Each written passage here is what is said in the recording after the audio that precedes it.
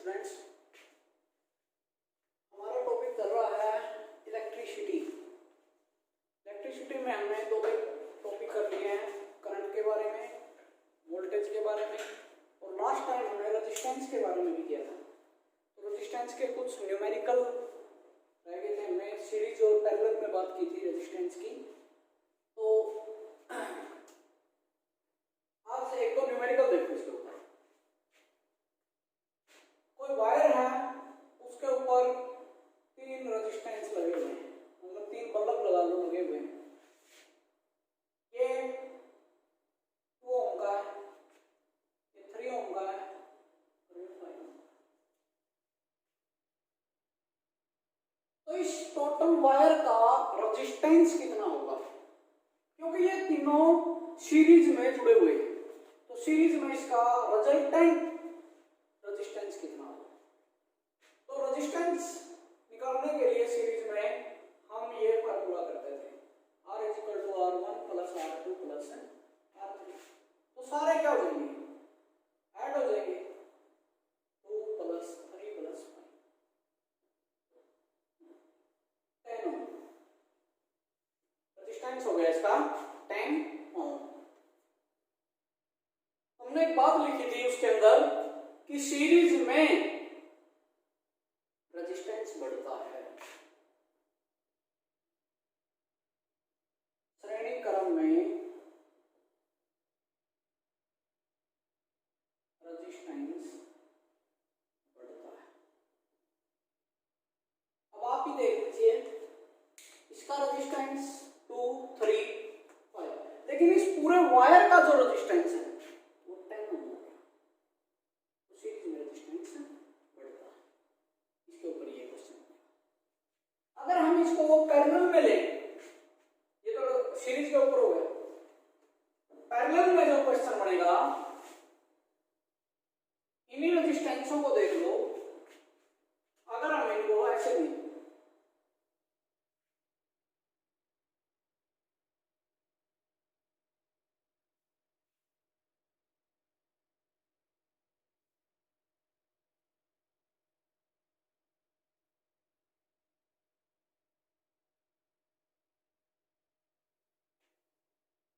ये 2 ओम का है, ये 3 ओम है, ये 5 ओम। सेम एग्जांपल लिया हमने, पहले सीरीज में, और देखेंगे इसको पैरेलल में क्या होगा। तो हमें पता है पैरेलल में क्या फार्मूला होता है, 1/R = 1/R1 + 1/R2 + 1/R3।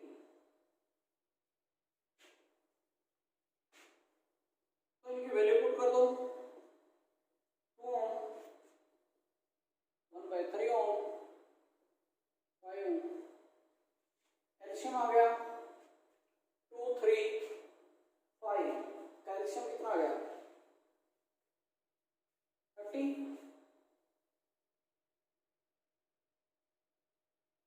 ये हो गया 15 + 10 + 6।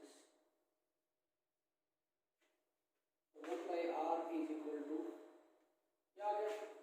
वैल्यू बन गई इसकी 1/R = इनको ऐड कर दो, 25 और 6, 30 क्रॉस मल्टीप्लाई। तो R की वैल्यू जो आ जाएगी वो 30/30, मतलब 30 को 31 से डिवाइड करोगे तो समथिंग 0.9 के आसपास आएगा, 0.9। तो आप देखो कि इस वायर का रेजिस्टेंस 0.9 आ गया, मतलब 1 ओम से भी कम रह गया, 1 ओम से भी कम रह गया। और वैसे अलग अलग वायर का अलग अलग क्या था, इसका 2 था, 3 था और 5 था, लेकिन इस टोटल सर्किट का रेजिस्टेंस सिर्फ कितना है? 0.9। तो कहने का मतलब ये है कि समानांतर क्रम में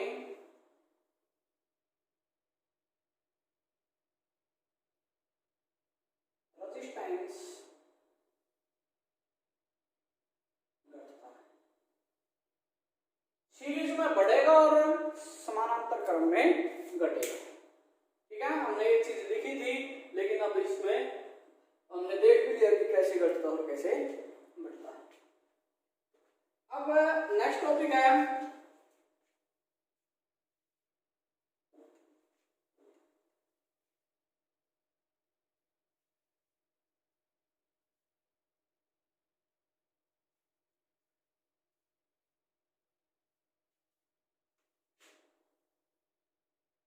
विद्युत धारा का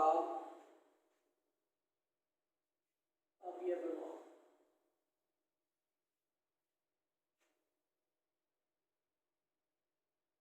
मतलब कि thermal effect of electricity, thermal effect of electricity.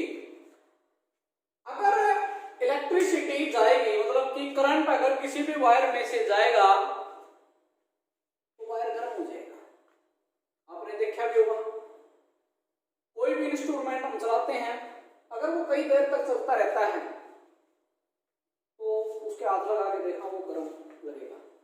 Wire भी गर्म हो जाती है, मोटर चलेगी, मोटर भी गर्म हो जाती है, क्योंकि उसके अंदर जो वायरिंग है वो गर्म हो गई।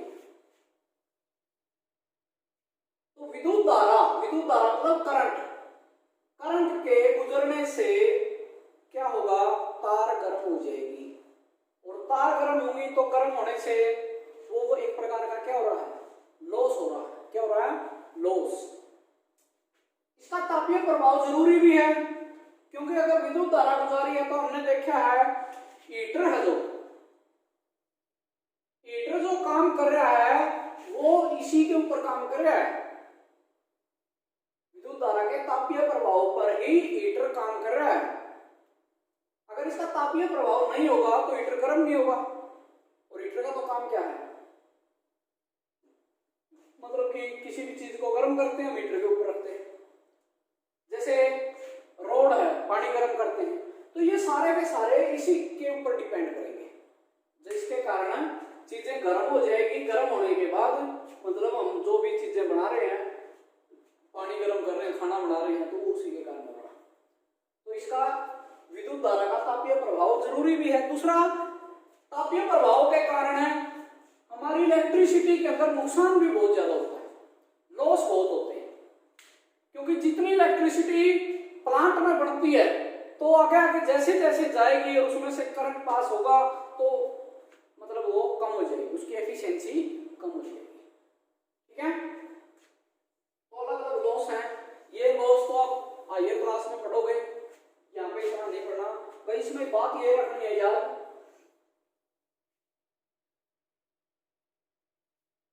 कि देखो,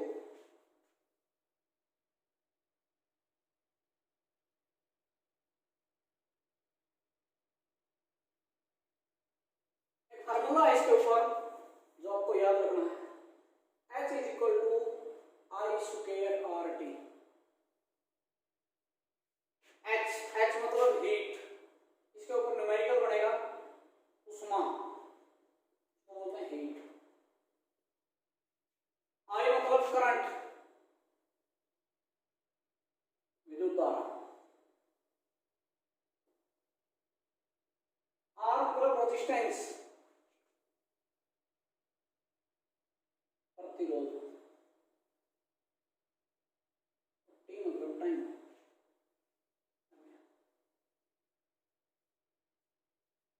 H is equal to I square R T, H is equal to I square R T, मतलब कि हीट।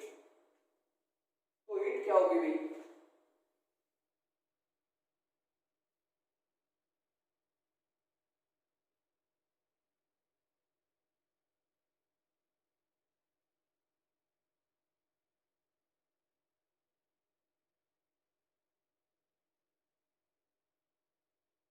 हीट की डेफिनेशन देखिए, उष्मा, उष्मा की डेफिनेशन क्या है,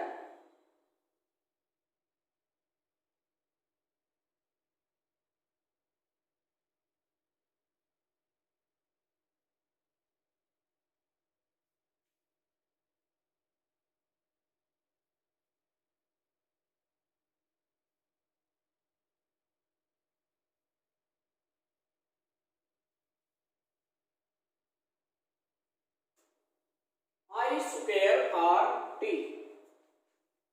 आई मतलब करंट पास कर रहा है उसमें से, और रेजिस्टेंस है और टाइम के अनुसार। क्योंकि ये फार्मूला जो बनाया गया है, ये फार्मूला किससे बना है? ये फार्मूला बना है क्योंकि P is equal to V I होता है, power is equal to voltage and current का प्रोडक्ट होता है। तो इस फार्मूले का यूज करके इसको बनाया गया है, इस फार्मूले का यूज करके इसको बनाया गया है। क्योंकि जो H है, वो क्या होगी कि पावर कितने टाइम पास हुई किसी भी वायर के अंदर से, कोई पावर कितने टाइम उसमें से प्रवाहित हुई, उसको बोलेंगे हीट। क्या बोलेंगे? हीट, उष्मा। अब P की वैल्यू रखेंगे यहां पे, ठीक है? P की वैल्यू रखेंगे यहां पे, H इज इक्वल टू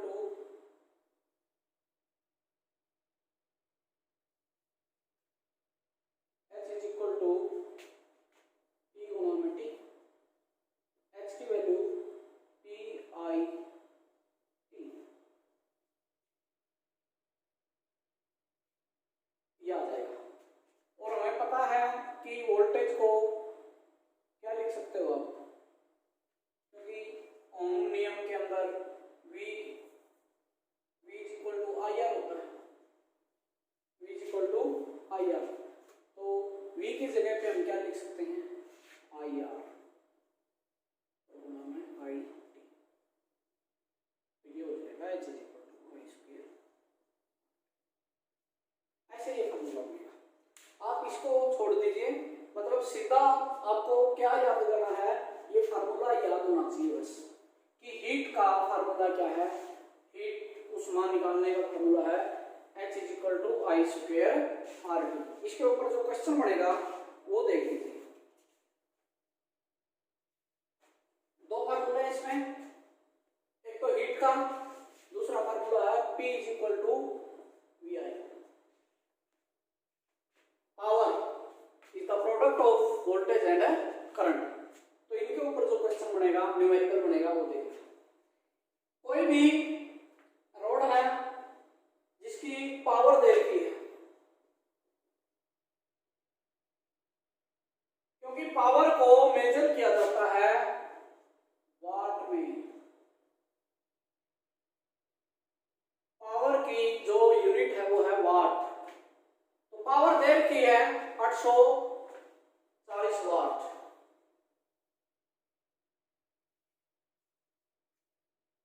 और किसी स्रोत की जो वोल्टेज दे रखी है वो दे रखी है 220 वोल्ट। तो ये बताना है कि उस स्रोत में से कितना करंट पास करेगा, किसी सोर्स में से कितना करंट है पास करेगा। तो इस फार्मूले में देखो आप, पावर दे रखी है 840, V दे रखा है 220 गुणा में I, इसको इस साइड 840 डिवाइड बाय 220, करंट की वैल्यू आ जाएगी इसमें 0.80 एम्पियर। इस तरह से क्वेश्चन आपसे पूछा जाएगा। तीन वैल्यू हैं, पावर, वोल्टेज और करंट। इनमें से दो की वैल्यू दे देगा, तीसरी की वैल्यू पूछ लेगा। एक तो न्यूमेरिकल बनेगा पावर के ऊपर, तो ये दूसरा है हीट के ऊपर। इस न्यूमेरिकल इसके ऊपर, इस फार्मूले के ऊपर जो न्यूमेरिकल बनेगा वो देखना। देख क्या है कि किसी 4 ओम का रेजिस्टेंस है, रेजिस्टेंस है 4 ओम का, कोई 4 ओम का रेजिस्टेंस है, उसमें से प्रति सेकंड टाइम दे दिया 1 सेकंड, प्रति सेकंड 100 जूल उष्मा उत्पन्न होती है। 100 जूल मतलब कि उष्मा उत्पन्न होती है। H की वैल्यू भी दे दीजिए 100 जूल।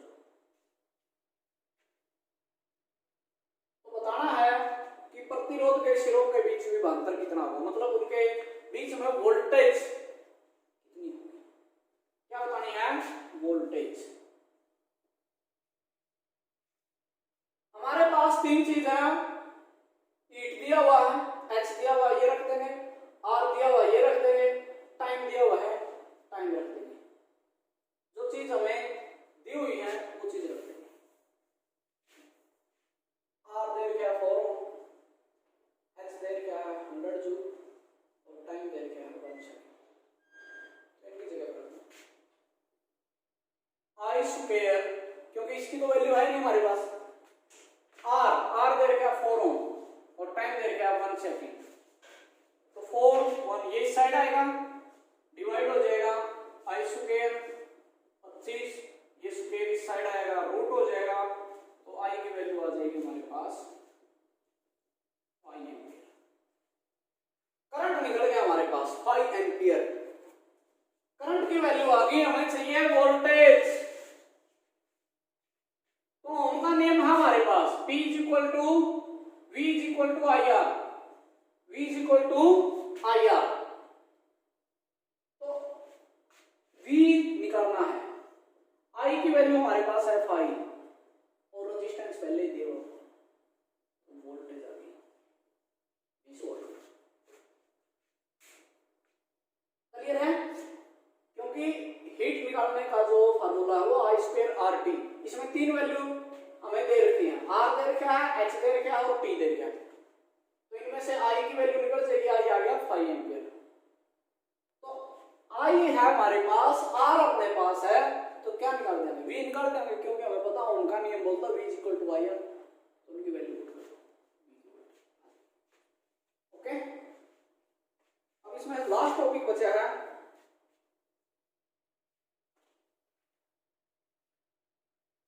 विद्युत शक्ति, electric power, electric power. Hindi में इसकी जो डेफिनेशन बनेगी, कार्य करने की दर को शक्ति बोलते हैं, कि कितने समय में कितना कार्य किया गया वो उसकी पावर होगी। हर आदमी की, हर मशीन की अपनी अपनी पावर होती है, कोई कम टाइम में अगर ज्यादा काम करेगा तो उसकी पावर ज्यादा है, और ज्यादा टाइम में कम काम करेगा तो उसकी पावर कम है। तो पावर का मैंने अभी आपको लिखवाया भी है, P क्या होता है, VI, P VI, power voltage और करंट का प्रोडक्ट। ओके, और पावर को मापते हैं वाट में, इसकी ऐसा यूनिट है वाट, बड़ी यूनिट है इसकी किलोवाट, क्या है, किलोवाट, और 1 किलोवाट के अंदर 1000 वाट होते हैं। एक होता है किलोवाट घंटा, मतलब कि 1 घंटे में कितने किलोवाट एनर्जी खर्च हुई, तो बोलते हैं किलोवाट घंटा, और किलोवाट घंटा एक यूनिट के बराबर होता है। अपने घरों में जो बिजली की यूनिट आती है किलोवाट घंटा कोई बोलते हैं 1 यूनिट, किलोवाट घंटा को क्या बोलते हैं, 1 यूनिट, किलोवाट घंटा बराबर है 1 यूनिट। तो 1 यूनिट के हिसाब से हमारे घरों में बिजली का बिल आता है कि 3 रुपये यूनिट है, 5 रुपये यूनिट है, उसके हिसाब से बिल बनता है। तो किलोवाट घंटा के अगर ये पूछ लिया जाता कई बार जूल कितने होंगे इसमें, तो पहले लिखोगे वाट घंटा, किलोवाट के वाट बनाओगे तो 1000 वाट, और घंटे की क्या बनाओगे, सेकंड, तो 1 घंटे में 3600 सेकंड होती है। तो ये हो गया, इनकी गुणा करोगे वाट सेकंड, वाट सेकंड, ठीक है। तो इसको अगर स्टैंडर्ड फॉर्म में लिखना है 3.6 इंटू 10⁶ वाट सेकंड का मतलब ही होता है जूल। वाट सेकंड को क्या लिख सकते हो, जूल। कहने का मतलब ये है 1 वाट घंटा, मतलब या 1 यूनिट कितने जूल के बराबर होती है, 3.6 इंटू 10⁶ जूल के बराबर होती है। अब इसके ऊपर लास्ट न्यूमेरिकल है, न्यूमेरिकल